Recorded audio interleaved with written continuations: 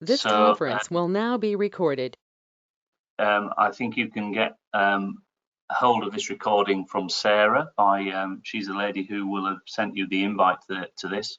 Also, I will generate a PDF copy of these slides. So again, you can get hold of them from Sarah by emailing her following this webinar. Just a little bit of admin. Several of you, I see the names of several of you have been on these webinars before with me. Because there's quite a few of you on here, if you can remain muted until such time as I will pause periodically and open up for any questions. And at that point in time, either put the question in the chat window. There's a little chat tool which you should have access to, or turn on, unmute yourself and ask the question. But clearly, if several people start talking at once, I'll need to kind of somehow manage that process. So we'll see how all that goes, but I will definitely pause at various times to see if there's any questions coming up. This is quite a technical webinar. Quite a lot of details on protocols, but we do only have an hour, so I can only give a flavour of some of the key LTE Air Interface protocol topics and architecture topics. So without any further ado, we're going to have a look at the LTE Air Interface protocol architecture. And this protocol architecture exists in the handset itself, the UE, and exists in the base station, this thing we refer to as an e-NodeB. And on this diagram, on the left-hand side of this diagram, I have a protocol stack with a whole bunch of acronyms in there, and I'm going to talk through each one of those. So we've got UE, and under there we've got a protocol stack. And then the e-NodeB, we have the majority of that protocol stack, but we don't have in the e-NodeB the thing called NAS. NAS stands for non-access stratum, and it's the higher layer messages which, for example, establish sessions, perform registration, perform security mechanisms. And one way to consider this is that the NAS, there's a suite of NAS protocols that are not part of the air interface, but totally depend on the air interface. So the air interface protocols and the procedures on the air interface are there to support the transfer of NAS messages during connection establishment and registration and mobility kinds of procedures. Also on the left-hand side of this diagram, I have a vertical dashed line where I've labelled LTE-Uu. Well, that is the specification designator for the LTE Air Interface, the Uu interface. And it's also kind of worth being aware that the LTE protocol stack over the air interface purely supports packet switched working, IP datagrams. It doesn't support circuit switching. So all the mechanisms that are that take place that are supported by those protocols, that protocol stack, are to support packet switched working. If I move on a little bit deeper now, so if we were to look at from the previous diagram, what's taking place, for example, within the UE or within the e-NodeB, we have this layered structure, and this layered structure, if I work my way down these layers of the protocol stack, hopefully what you can see over to the left-hand side is a thing called RRC. Now that stands for Radio Resource Control, and Radio Resource Control is the protocol that manages those other protocols below, the other layers below. So a way of considering this is that RRC in the base station, in the e-NodeB, will send messages wrapped up inside those other layers, the PDCP and the RLC and so on. Send those messages to the UE to tell the UE, the RRC entity within the UE, how to configure itself for a registration registration procedure or a handover procedure or a data transfer procedure, setting up all the channels to support packet switch data transfer for different qualities of service. So the RRC protocol manages all this, and it's RRC in the handset which will request to register on the network, or it's RRC in the network which will tell the handset there's a data stream coming in for you, configure yourself in this particular way. And then internally to the handset, RRC will configure its own lower layers according to the instructions it's received from the network.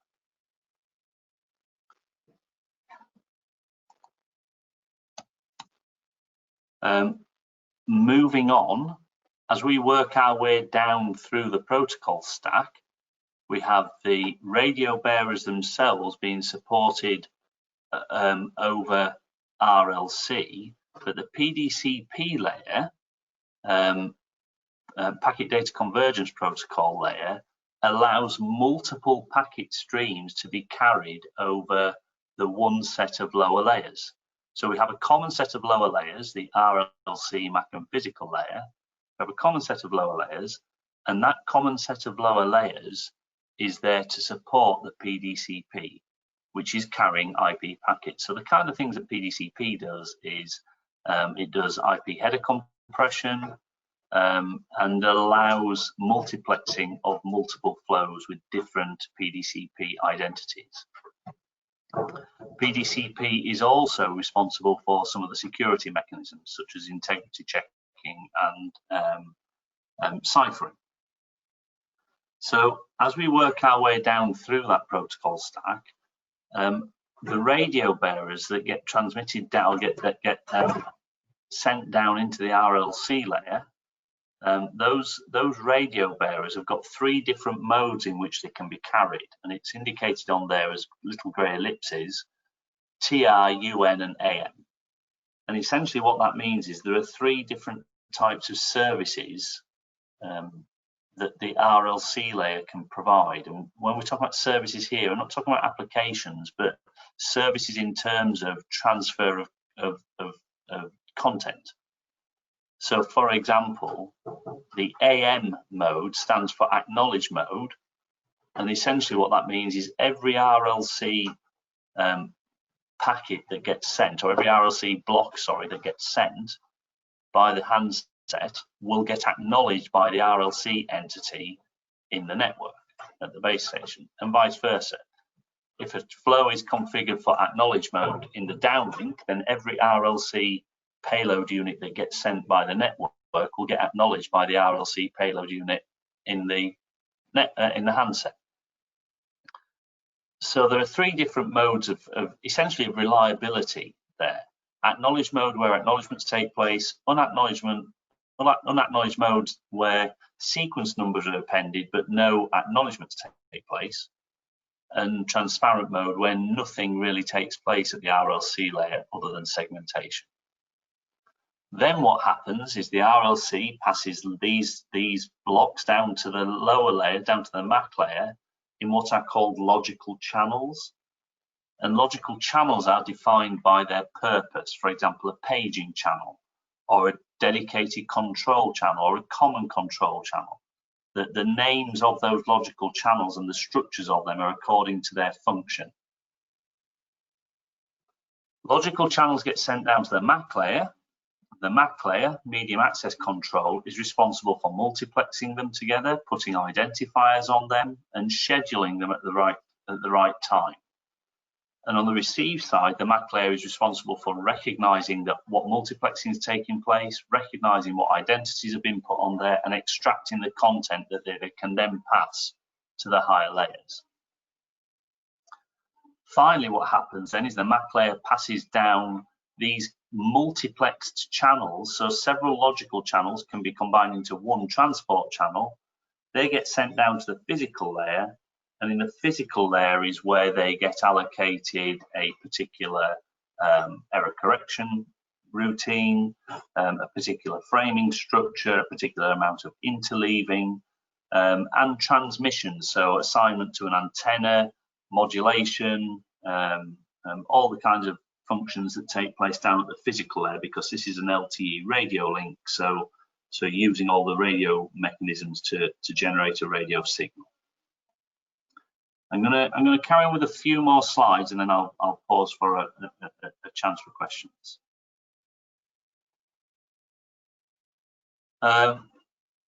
A key aspect to note here then is, as I said before, RRC is responsible for controlling what's taking place on the air interface. So for example, RRC in the network is responsible for broadcasting system information.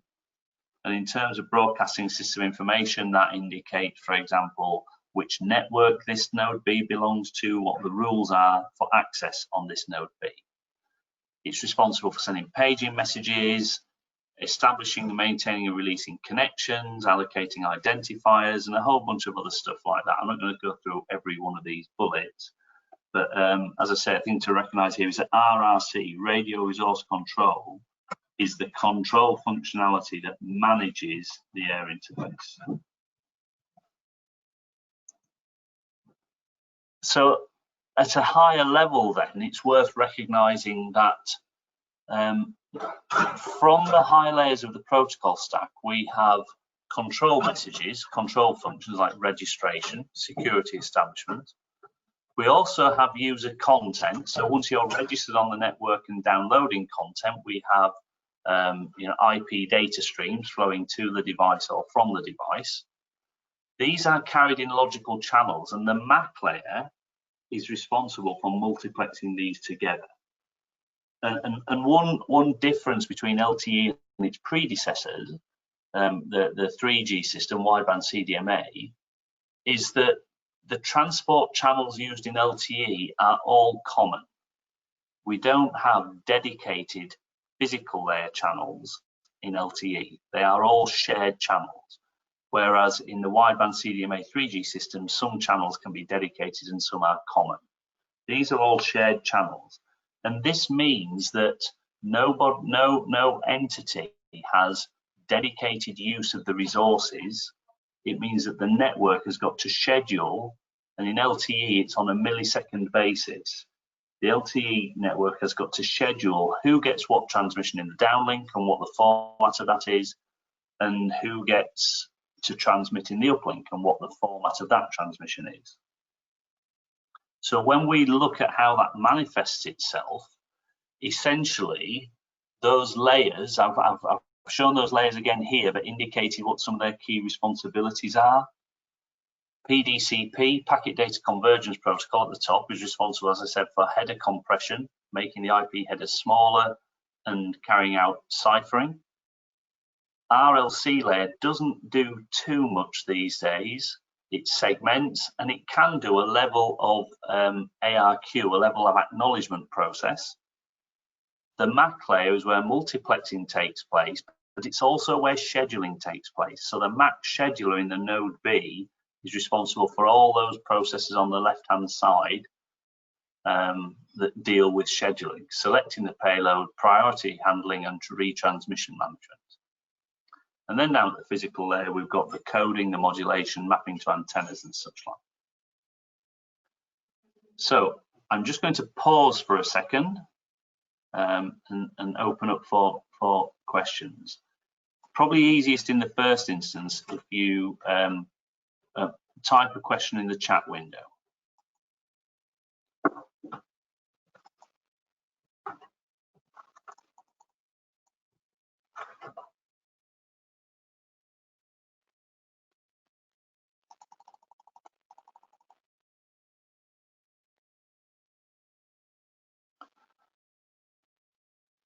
Okay, no questions yet. Well, I'll proceed.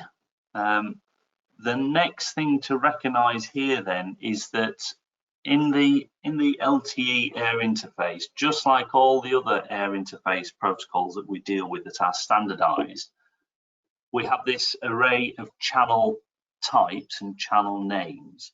And the term channel, really, you have to consider has got relevance to the layer of the protocol stack that you're discussing. So what I mean there is that we have in the air interface, we have at the top of this diagram a whole bunch of logical channels. So the term logical channel means a channel which has a distinct function. The next layer down here, so the things that are listed, for example, PCH, BCH, DLSCH, and MCH, those are transport channels. So that's the form that occurs coming out of the MAC layer down to the physical layer. So that's where I said before, for example, the DLSCH, the downlink shared channel, can have several different types of channel multiplexed onto it at the same time, as can be seen in this diagram. The higher layer, CCCH and DTCH, they can all be carried in the downlink shared channel at the same time. As an aside, because there are such a lot of acronyms in here, what I will do is I will send Sarah Pollard a document or a link to a document which enables you to download an acronym buster from the 3GPP site. These transport channels then get mapped down to the lower layer channels, the physical layer channels, so that's the bottom line here. And these physical layer channels are a mixture of physical layer channels carrying higher layer content. So on the left-hand side, for example, we have PBCH, that's a physical broadcast channel that carries all system information. PDSCH, that's a physical downlink shared channel that carries pretty much all the other content going to devices. The PMCH, I'm not really going to spend any time on, that's for broadcast and multicast services for applications. I'm going to leave that to one side for now. But we also have another set of channels there in the middle at the bottom, or almost in the middle, called DCI, downlink control information. So these are the messages which carry the physical layer content to tell you about your resource allocation, but also to tell the device details of this cell at the physical layer. Essentially what I'm saying here is that that DCI set of channels doesn't carry higher layer content, it enables the higher layer content to work. On the uplink side, there are less channels because the handset isn't responsible for broadcasting system information. It purely carries common control channel information, dedicated control channel information, and dedicated traffic. So we've got 3 entry points into a thing called the uplink shared channel. That's the uplink shared channel is the transport channel. That uplink shared channel only gets mapped onto the physical uplink shared channel. And so we only have one uplink channel for data. It's physical uplink shared channel. Everything from every user gets mapped into that format. Whereas uplink control information, we have a thing called a physical uplink control channel, a PUCH. That's where, for example, we have acknowledgements or negative acknowledgements and requests for resources. And the physical random access channel on the right-hand side, that's what's going to carry our random access messages to register with the network, for example.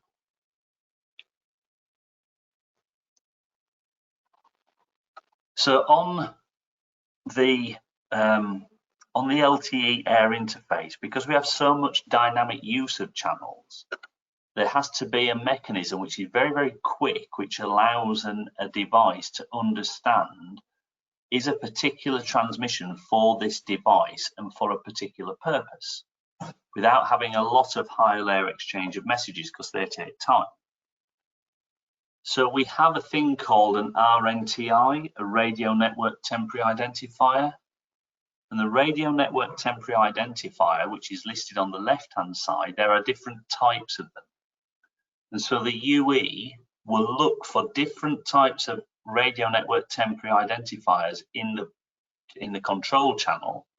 And if it sees a particular one that belongs to it, then it understands the purpose, the fact that there is some content for this UE and the purpose of the content. And something to do perhaps with the scheduling of the content.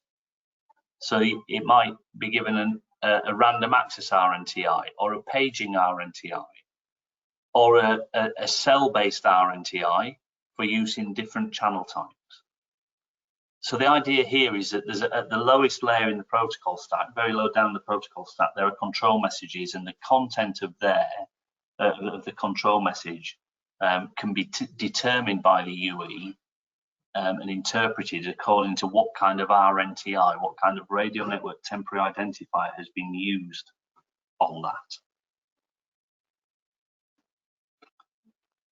I mentioned a little bit about the physical layer and what takes place on that boundary, if you like, between the MAC layer and the physical layer in terms of retransmissions. And what we essentially have is, down at the physical layer, we have an element, an entity called the H-ARQ entity. This is responsible for doing adaptive coding, adaptive error correction coding. The idea here being, they call this an incremental redundancy type of error correction coding.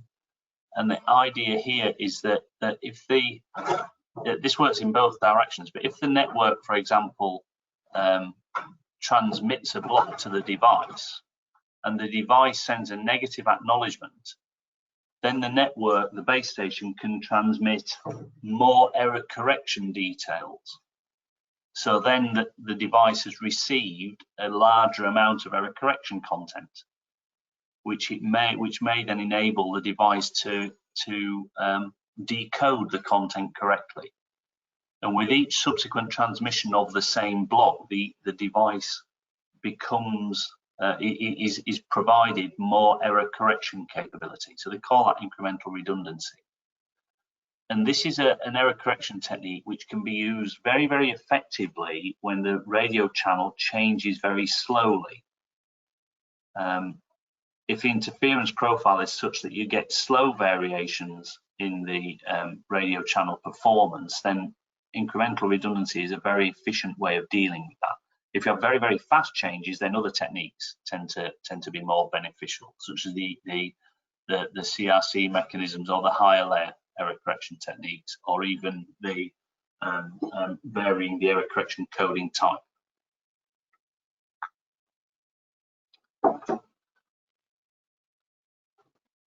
We've also got down in those lower layers that another mechanism for adapting according to the quality of the link, and that adaptation is called adaptive modulation.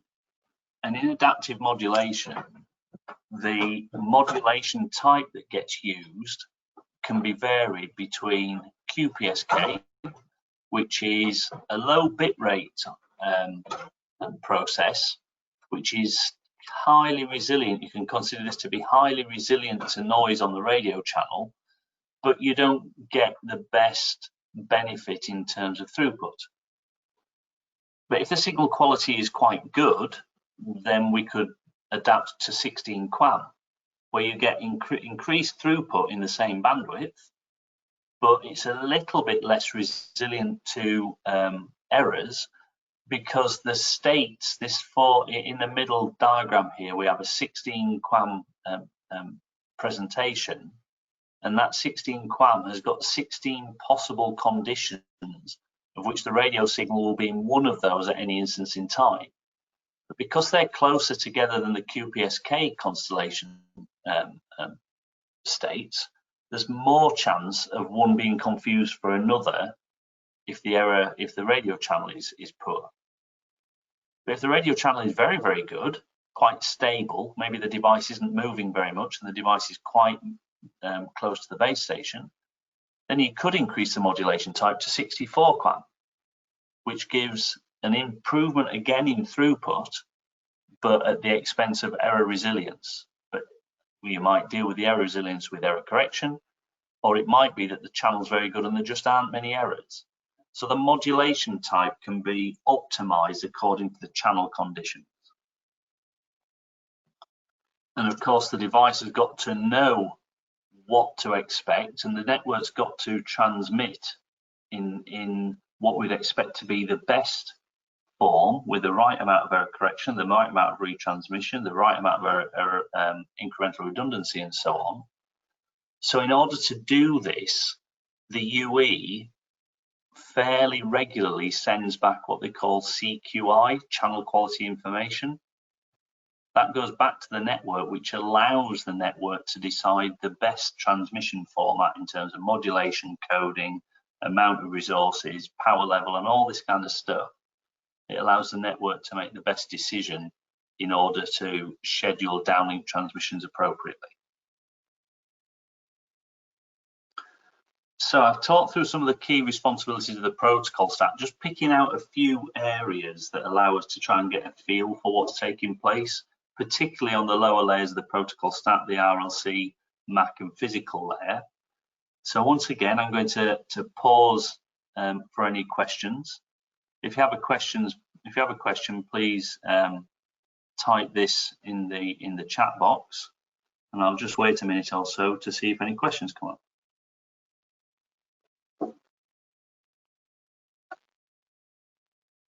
In fact, seeing as we're not having a lot of questions, if you do have a question, just unmute yourself and ask the question, because that'll be a slightly quicker process. Yes, Vincent, I can see you've unmuted.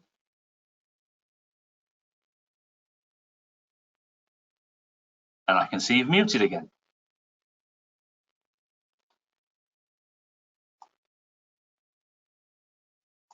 Okay, so in the absence of any questions, I'll move on to the next slide. So we've talked about what's taking place on the as we go down through the protocol stack, but when we actually get to the very bottom of the protocol stack, we have this thing that's referred to as the physical layer. And just be aware, the physical layer is not the radio medium. It isn't the radio interface itself. It's not the ether. The physical layer exists in the handset, and the physical layer exists in the node B, the e-NodeB. The physical layer you could consider as a set of processes that take place in the equipment, which then ends up producing, if you're going to transmit, which ends up producing a radio signal, which then goes over the radio link. And it will have been formatted according to the rules of the physical layer. From the receive side, if the handset is receiving or the network is receiving, the physical layer takes what it receives from the antenna port and then processes that again according to the rules of the physical layer. It performs error correction, it deframes, it is responsible for extracting the physical channels and then passing them up to the MAC layer if it's on the receive side. So the physical layer is a set of processes that take place on board the device. And when I say device here, I don't just mean the UE. There's a physical layer at the UE side, the user equipment, but there's a physical layer also on the base station itself, the thing we call an e-NodeB.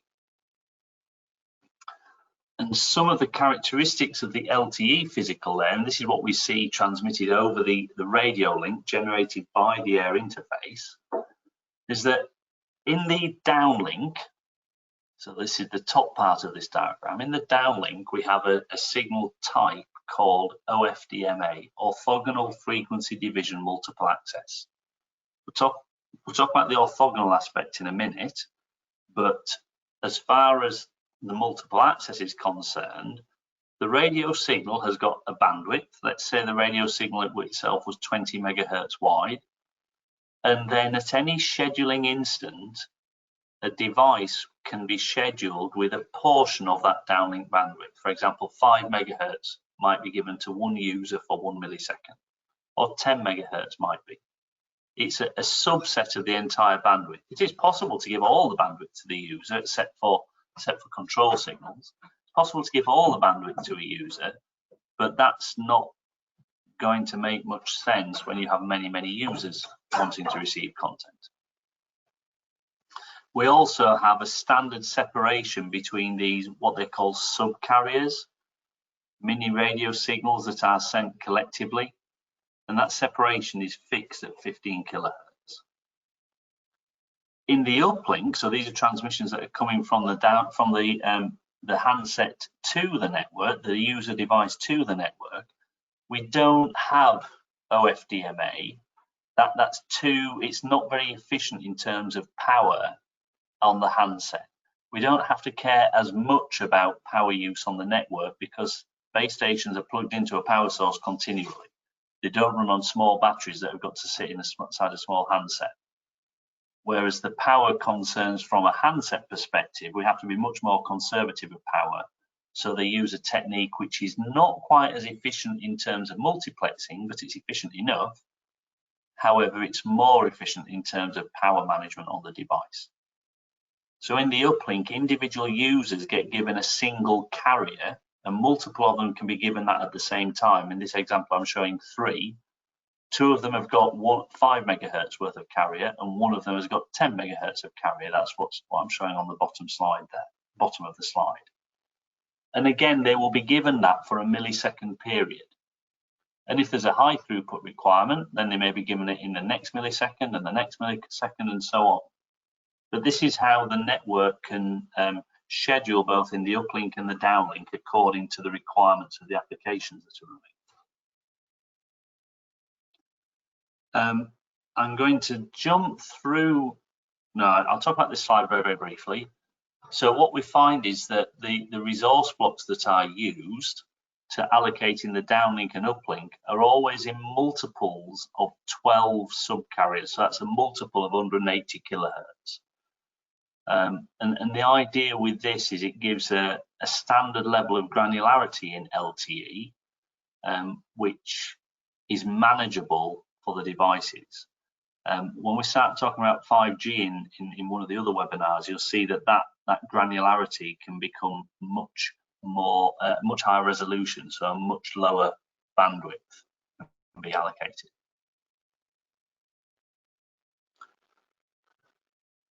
I'm going to jump through this slide because it's easiest to talk about on the next slide, but where we use this term orthogonal frequency division multiple access, the orthogonal aspect is the fact that when you look at one radio signal in the downlink coming from the network, each of those little subcarriers are positioned in an exact position with respect to each other, so that the peak of any one coincides with the nulls of all the others. So consequently, those subcarriers do not cause each other any interference whatsoever. The way this is generated is through what they call an inverse fast Fourier transform process. It is the way that OFDM is generated, and that gives these discrete tones that don't cause each other interference. Now, you can cause interference from one base station to another, but on one base station, one transmission in one path, the subcarriers do not cause each other interference. That's why we have the term orthogonal. I'm not sure if any of you are familiar with looking at spectrum plots, but this is what the frequency domain would look like if you used a spectrum analyzer. We can see it looks to have a very, very flat top there. I know there's lots of squiggles, which are tiny bits of interference taking place, or tiny bits of fading taking place, but you cannot actually discern the individual subcarriers. It gives a very, very flat top spectrum on the air interface.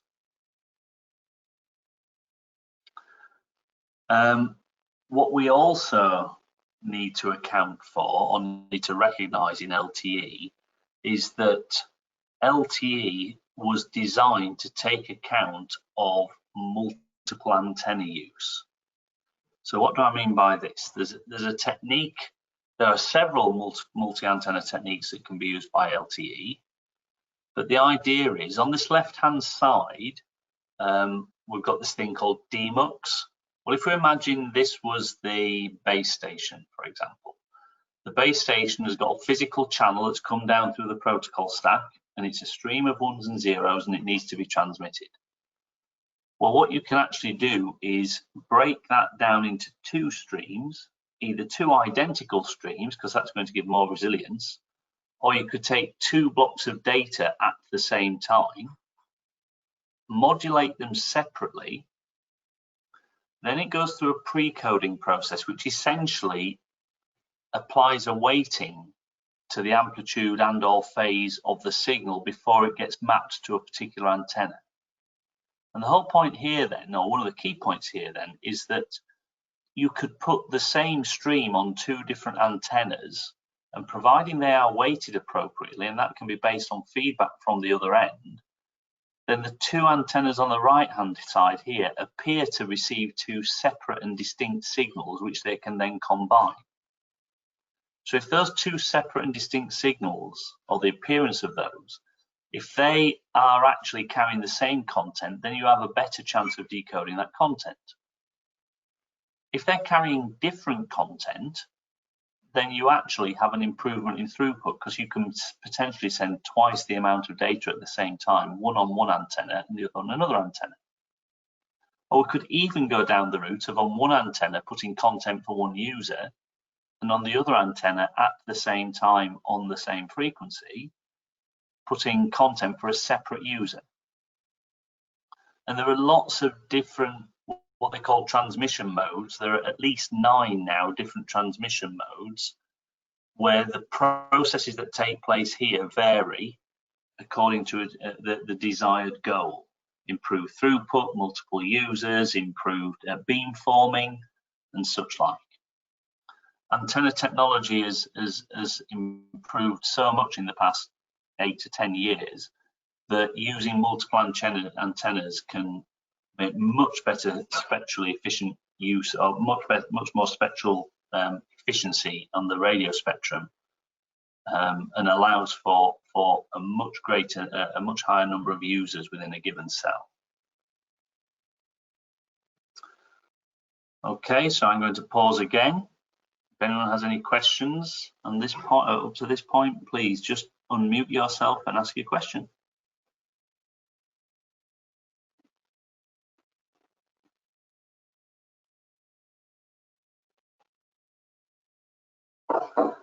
Okay, so carrying on, I'm going to move back into the kind of time domain now a little bit to talk about the air interface. And what we see on the air interface in the time domain is that, so I've talked a little bit about the frequency domain and the bandwidth that might be occupied. Talked also a little bit about the antenna domain and how you might use different antennas. But in the time domain, an LTE frame, there's what they call a framing structure. An LTE radio frame is 10 milliseconds long and consists of 10 subframes. Each subframe has got 2 slots in it, therefore we get 20 slots in a frame, in a radio frame. And within each slot, there are a number of symbols. So these are the modulated symbols which represent bits, 1s and 0s. So within a given slot, so here I'm showing one slot being 0.5 of a millisecond long. Within a given slot, there may be 6 symbols or 7 symbols. The difference there is that if you have very long radio paths with a high degree of multipath that is spaced by a lot of distance, then it makes sense to have a long cyclic prefix. The cyclic prefix allows the receiver to deal with the interference caused by multipath. But the longer that interference profile is in terms of delay spread, the longer the cyclic prefix needs to be. So essentially there's a couple of options there to optimize for little multipath fading or a lot of multipath fading, but that has an impact on the capacity.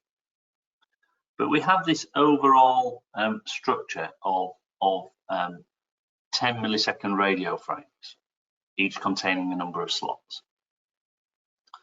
When we look at the 10 millisecond radio frame, I'm just going to talk about the top one of this. The bottom one here has got the longer cyclic prefix. In the top one here, we can see that we have got 14 symbols. And across those 14 symbols, I've got 3 different colors in there. Symbol 0 has always got control information in it. So this will be carrying the downlink control information, such as, for example, scheduling messages. Symbols 1, 2, and 3, if there's a need for greater control message capacity, then they get used for control messages. But if there's a low amount of control message capacity requirement, then symbols 1, 2, and 3 can get used to carry data for users. and symbols 4 through to 6 of the first slot and all of the symbols of the second slot get used to carry user data. So essentially, they've designed a flexible capacity for control messages. You have to have control in the first symbol. If you need more control, it can use the second, third, and fourth symbol. That's symbols 1, 2, and 3, but the rest carries data. But if you don't need a lot of control, then it might only be in one and all of the rest carry data. So it's a flexible method for carrying control and data.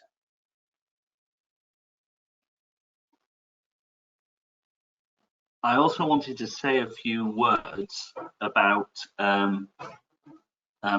how time slots are used when we've got uplink and downlink on different frequencies. We call that frequency division duplex. The uplink and downlink are separated by frequency, or uplink and downlink on the same frequency, so the base station and the handset take it in turns to transmit and receive.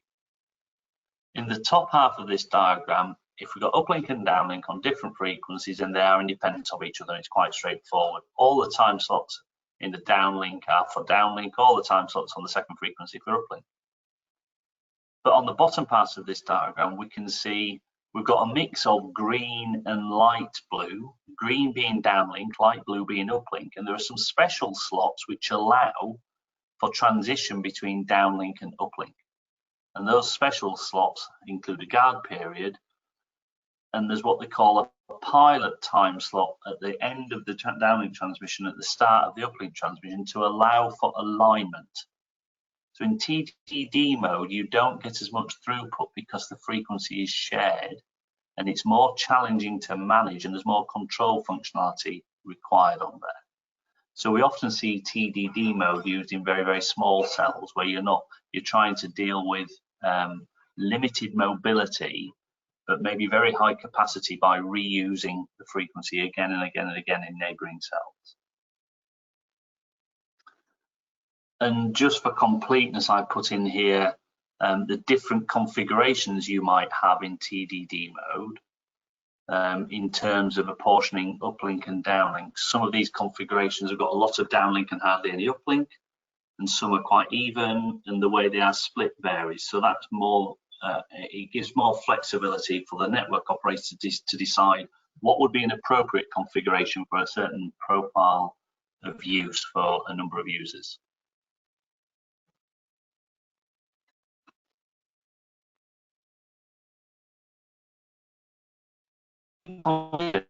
Resources that are allocated then, I've mentioned time and I've mentioned frequency, so therefore what we have is essentially a resource block, and a resource block is defined in terms of frequency and time.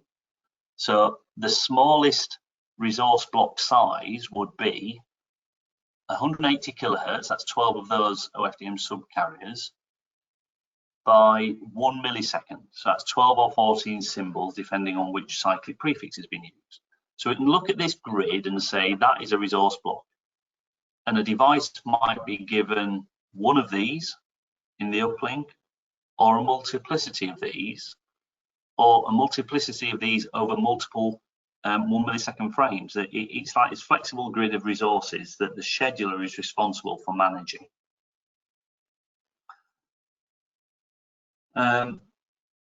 But some resource elements within a resource block might have special purpose, so they can't be used for every resource element can't be used for every purpose. Some have got special purposes. An example would be if you've got two different antennas, then the handset would need to be able to align to either or both of them, but independently. So we have some, they're called reference signals. I'm going to call them pilot signals. It makes a little bit more sense. Some pilot symbols on antenna 1, which would be different to the pilot symbols on antenna 2. So they occupy particular positions in the time and the frequency domain, which allows the device then to know whether it is aligned to antenna 1 or aligned to antenna 2, or is aligned to both of them using two separate antennas on the device itself. And there are other particular uses of reference signals and resource elements to support certain purposes, such as sounding reference symbols. Some of the symbols that get used are quite specifically for carrying demodulation reference symbols. Okay, so I've got a message here from Enrique Kelly saying hello. Enrique, do you have a question? If you have a question, please unmute yourself.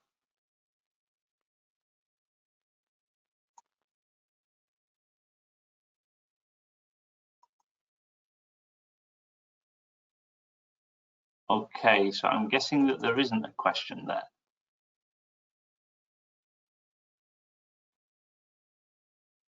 Okay, well, I'm going to continue. Regarding the use of resource blocks, regarding the use of symbols, specific symbols in certain locations may have particular purposes, but then the device would need to know that. So you get this information from either control information, the downlink control information, which I've mentioned, or system information, or deriving that information from the synchronization signals that occur, again, in particular blocks.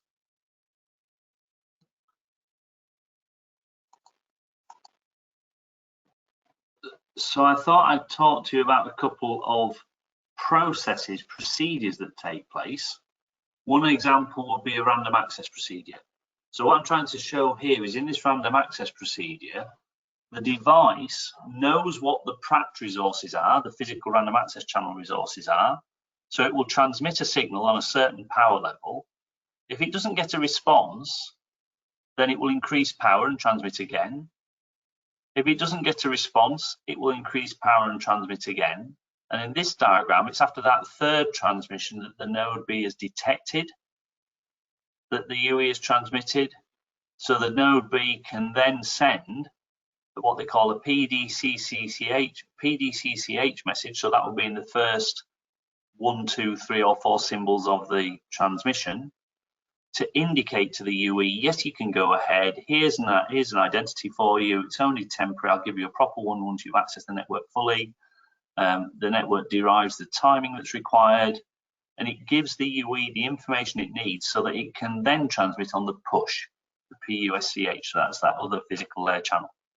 When it transmits on that PUSCH, then it can send the request. This is actually what I'm trying to do. I'm trying to access the network for registration. I'm trying to request a channel. I'm requesting some more resources. So this is where the UE actually says what it's trying to do. The first couple of transmissions on the PRAT are an indication to say to the network, look, I want to talk to you. And in the push, it says, well, this is what I want to talk about. Okay, so I have a question from Pi or P, I'm not quite sure how you say that. How many RBs can be allocated in the maximum in the uplink and downlink? Well, I'll have to double check that figure, but I think RBs is probably 32, some of which would be signaling and some of which will be data. I'll have to check that figure. I want to double check that that isn't relating to 3G, but I think the maximum is 32 in the uplink and downlink. I will make a note of that and pass the answer on to Sarah. But I think it's 32.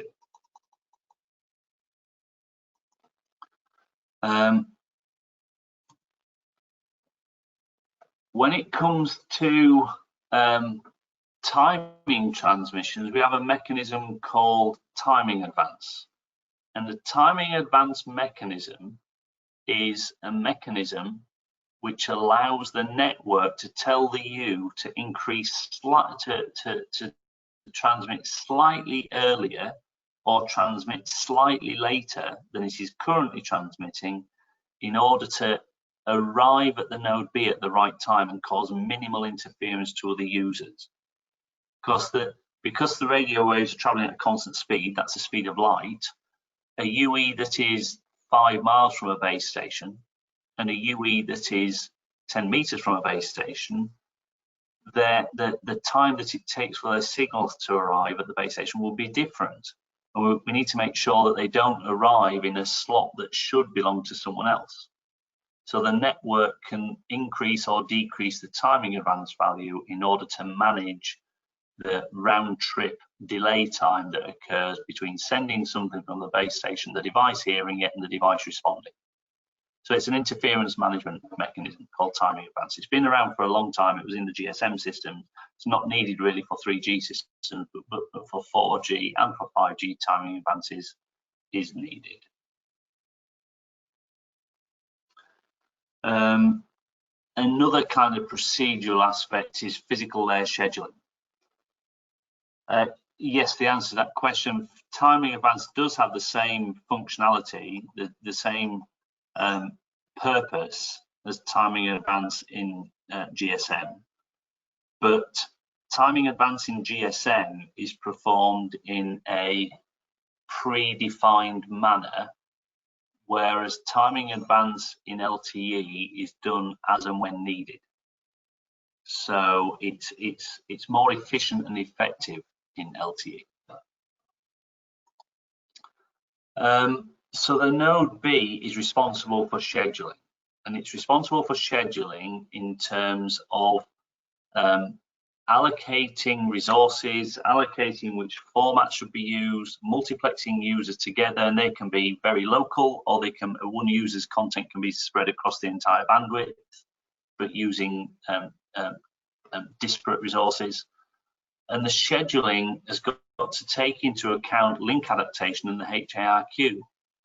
So that's all got to be based on what are the quality of service requirements for a given application, and also what is the UE capable of, and also is the UE in a sleep cycle. It's no point scheduling content to a UE that's in a sleep cycle. So the scheduler is quite a complex piece of engineering that takes place in the node B, and those scheduling algorithms are all proprietary.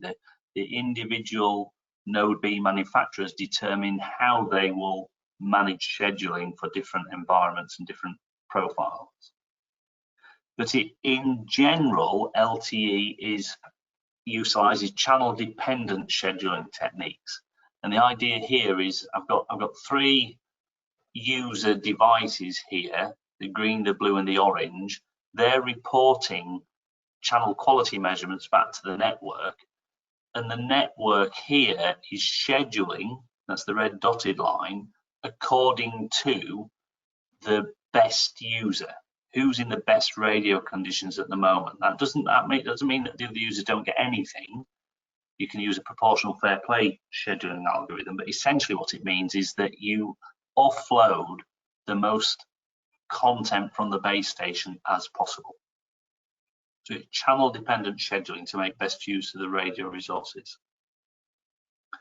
And as I said, that's based on channel quality information, and the network, the UE can send information to the network about what the quality is that it's receiving, either across the whole band or on particular sub-bands of the signal.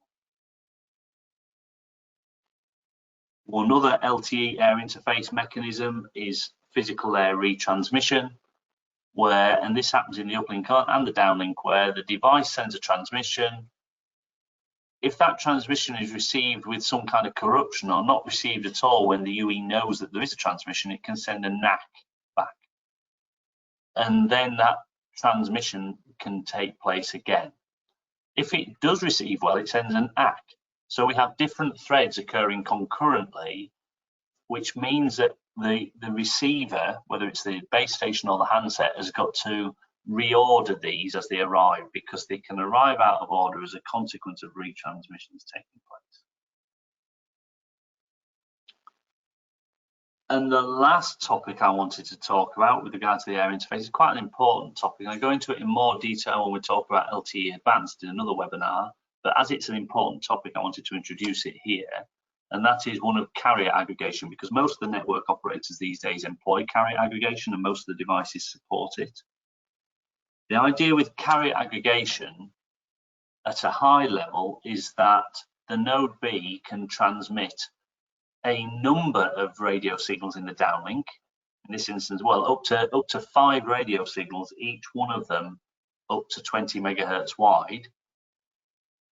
And that would be what they call a release 10 feature. So if a device is a release 10 device, it can listen to all of those. It can be told to listen to all of them. Therefore, you get a much improved throughput and more scheduling flexibility. But if the device is an older device, it only has to listen to one. So carrier aggregation, both in the uplink and the downlink, is where you split the available resources, or sorry, not split, you combine the available resources from multiple frequencies and use them to the best purpose that you can. These aggregated carriers don't have to be adjacent to each other, as I've shown in this diagram. They can be on totally different frequency bands. So an example carrier aggregation use would be if you've got a primary component carrier on the 850 megahertz band, that would have a large coverage area, because 850 megahertz is relatively low in terms of cellular frequencies. That primary component carrier carries all the RRC control information, plus it can carry data.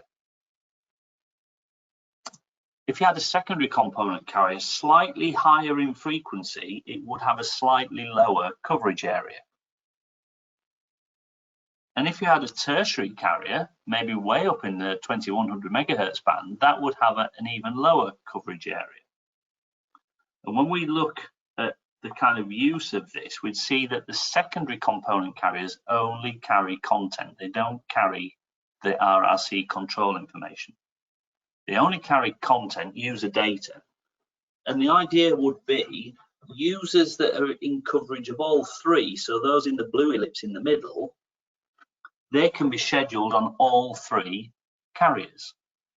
So you could say they've got a 3 times potential improvement in throughput, or you've got 3 times the scheduling flexibility from the network.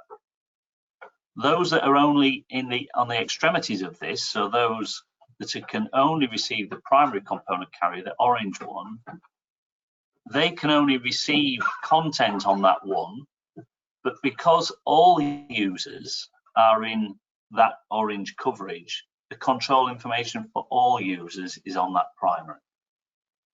It's just simply a way of managing resources more effectively, aggregating the signal over multiple radio signals.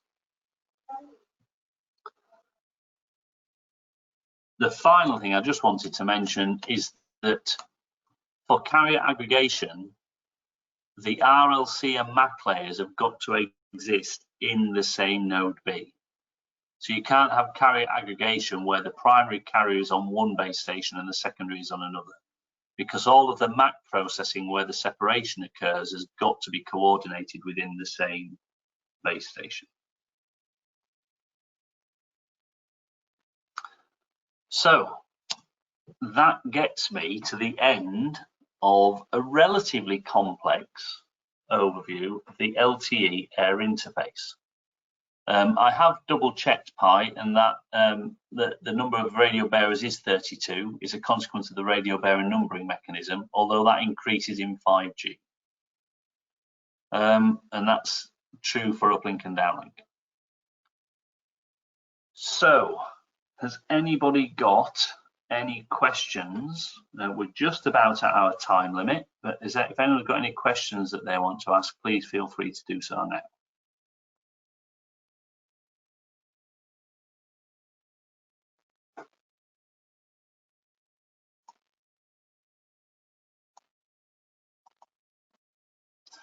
Okay, well, thank you all for attending this afternoon or this morning or this evening, whatever it is for you. I hope you got some information out of there. I will send a reference to an acronym busting document to Sarah.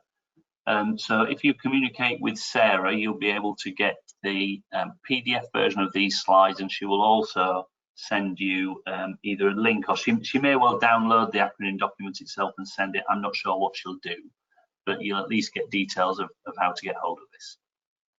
So thank you very much for your time. maybe see some of you on the next webinar. That's I'm not quite sure what the date or the topic is, but there's another webinar coming up in a few weeks' time. Thanks very much and have a good afternoon.